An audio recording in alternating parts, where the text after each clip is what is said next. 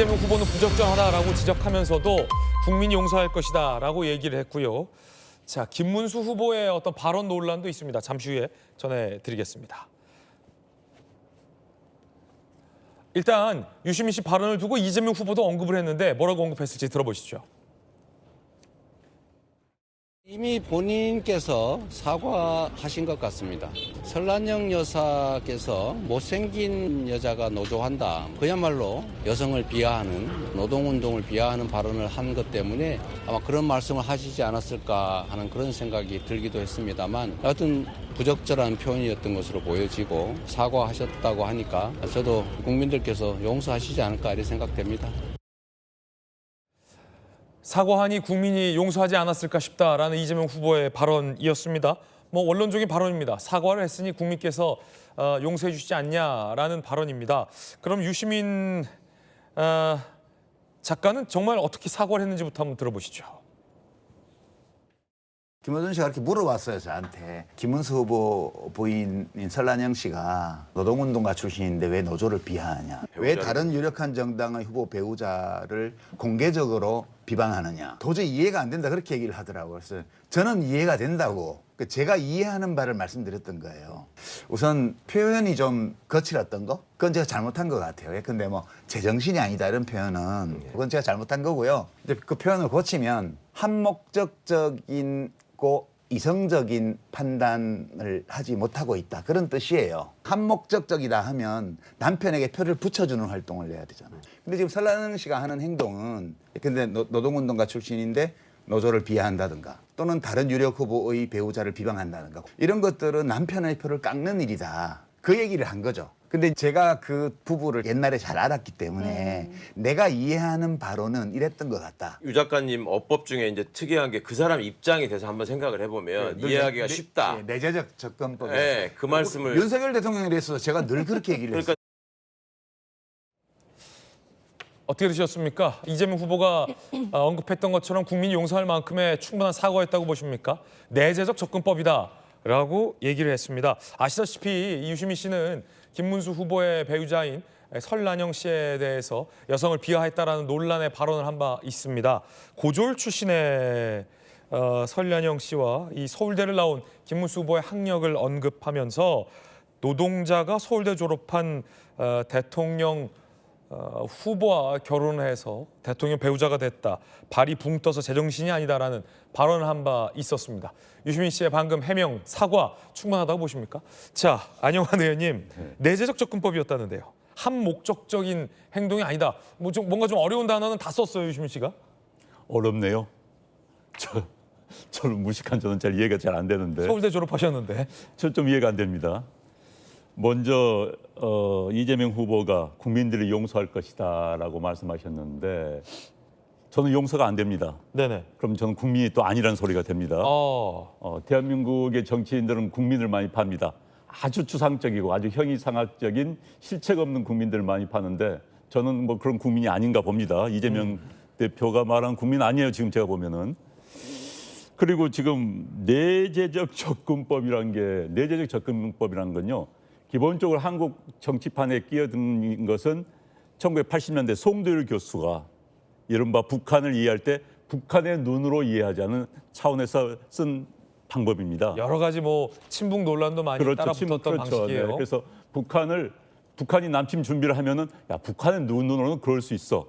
북한 핵을 가지고 있으면 북한의 눈으로는 그럴 수 있어. 이때 썼던 아주 북한 옹호적인 발언을 하면서 썼던 이야기인데, 쉽게 말해서 이 내재적 접근법 해설 중 논란이 됐던 것 하나가 북한이 쏜 미사일을 보고 그건 인공위성이다라고 해석하는 뭐 그런 류인죠. 그렇죠. 그런데 이제 이제 유시민 뭐 작가라 해야 되나 시라고 해야 되나 모르겠습니다만 저분이 내재적 접근이라는 것은 말 그대로 표현한다면은 설란영 여사가 어떻게 생각하는가를 알았다, 이거예요. 그럼 설란영 여사가 스스로 붕붕 떠 있다, 난 자격이 안 된다라고 생각한 것을 자기가 이야기했다는 것밖에 안 되는 겁니다.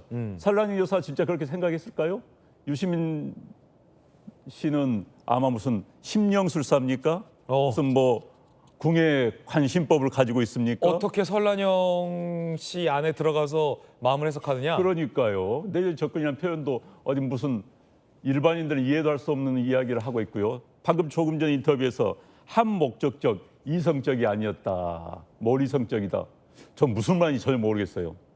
저도 뭐 기자 생활도 해봤고 정치학도 얘들한테 학생들한테 가르치고 있습니다만 저렇게 한 게 저런 것을 이제 저희들이 이야기할 때 요설이라고 그러죠. 요설이다. 네, 저건 지식인의 영역에 살 수 있는 이야기가 아니고요. 저는 유시민 씨가 2020년에 갑자기 정치 평론 중단 선언을 했습니다. 네네네. 그때도 180석이니 뭐니 해가지고 총선 앞두고 민주당의 위해가 되는 해를 입히는 그런 발언을 한 다음에 나는 앞으로 정치 평론하지 않겠다. 작가로 돌아가겠다라고 선언했고 1년 후에 또 갑자기 슬그머니 나타나더라고요. 그래서 저 양반 말은 어디까지 믿어야 될지 잘 모르겠습니다. 어찌됐든 저 유시민 씨의 발언은 굉장히 여성 비하적이고 학력주의자의 생각입니다. 아니 고조를 그렇게 비하한다면은 노무현 대통령, 김대중 대통령 고졸입니다. 권양수 여사 어떻게 되겠습니까? 저 논리대로라면은 저는 장기표 선생님 작년에 돌아가셨죠. 장기표 선생님의 부인 조무아 여사께서 그분 두 분은 정말 두 부부가 민주화를 위해 헌신한 분들입니다. 조무아 여사께서 오늘 아침 어느 인터뷰에 이런 말씀하셨어요. 조무아 여사님은 유시민 씨가 무슨 민주화 운동에 무슨 역할을 했는지 전혀 모르겠다. 노무현 파리하고 있는 사람이다라고 아주 격하해서 말을 하시더라고요. 저는 뭐 어디까지 제가 동의해야 될지는 잘 모르겠습니다만 어찌됐든 유시민 씨의 발언은 매우 부적절했고 또 네. 그에 대한 변명 또한 매우 부적절했다. 뭘 이성적이었다 이렇게 말씀을 드리겠습니다. 안영환 의원님의 의견이었습니다. 자, 조기현 변호사님 의견도 좀 궁금한데 한목적적, 내재적 접근이었다라는 건데 그러니까 비하하려는 의도가 아니라 내가 설란영 여사의 마음속에 들어가서 설란영 여사라면 어떻게 생각했을까라는 관점으로 유시민 씨가 해석을 했다라는 건데 한목적적, 유시민 씨의 이 발언이 유시민 씨 표현대로 민주당 선거에 좀 한목적적인가라는 것도 좀 궁금하고요. 글쎄요. 뭐 대선 시기고 좀 민감하고 또 관련돼 있고 또 사회적 영향력이 있는 분들의 발언이 이슈가 될 수 있는 것까지는 이해합니다. 이제 그래서 본인도 사과라고 부적적 표현이었다고 얘기했고요. 이재명 후보께서도 받아서 이제 그렇게 말씀을 했죠. 부적절한 건 부적절한 거다. 네, 근데 뭐 아직 마음에서 흔쾌히 용서가 안 되시는 분이 있을 수 있다고 봅니다. 뭐 그 부분은 이제 이후에 유시민 작가께서 감당해야 될 몫이긴 한데요. 지금 설명하는 내용이 그렇게 틀린 얘기냐 그 얘기는 드리고 싶은 게 유시민 작가가 기존에도 어떠한 그 중요한 정치인 내지 사회적 영향력 있는 사람의 행위가 상식적으로 납득이 안 될 때 이런 방식의 어떤 비평을 많이 해왔습니다. 윤석열 전 대통령의 비상계엄 뭐 이런 거 할 때도 왜 지금 2024년 대한민국에서 비상계엄이라는 상상도 할 수 없는 일을 할 수 있었지?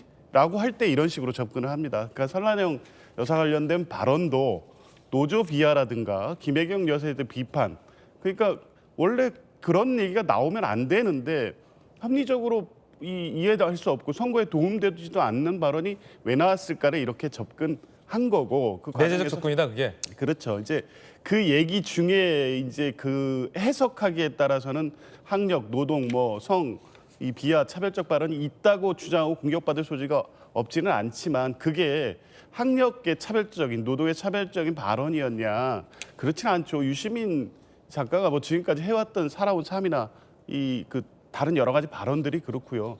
중요한 거는 지금 선거 마지막 날까지 이 이슈가 이렇게 부각될 이슈인가 하는 생각이 일단 듭니다. 유시민 작가가 진보 진영에 영향력 있는 스피커인 것은 맞지만 후보는 아니잖아요.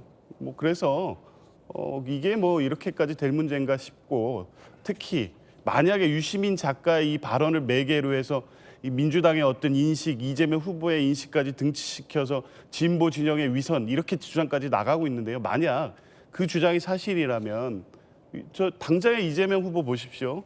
성남 안동 출신의 성남에 와서 초등학교밖에 졸업 못하고 돈이 없어서 공장 노동자 생활하다 검정고시로 대학에 겨우 갔고요. 뭐 사시출해서 이제 변호사가 되긴 했습니다만 그 이 발언이 그렇게 학력이나 성적 뭐 노동에 대한 비하적 발언이었다고 하고 민주당에 그런 분위기가 있다고 하면 이런 분이 대선 후보가 어떻게 됩니까? 노무현 대통령도 마찬가지고요. 김대중 대통령도 마찬가지입니다. 이렇게까지 논란을 확장시킬 문제가 아니라는 거고요. 그것이 진보 진영 전체의 어떤 인식 내지 이렇게 공격받을 만한 문제도 아니고 유시민 씨 개인의 발언이다. 그렇죠. 유시민 작가 네. 개인에 대해서는 어떤 비판도 할 수 있고 그중에 감당해야 될 부분도 있다고는 봅니다만 이렇게 정치적 논란이 될 만한 문제는 아니라고 봅니다. 예.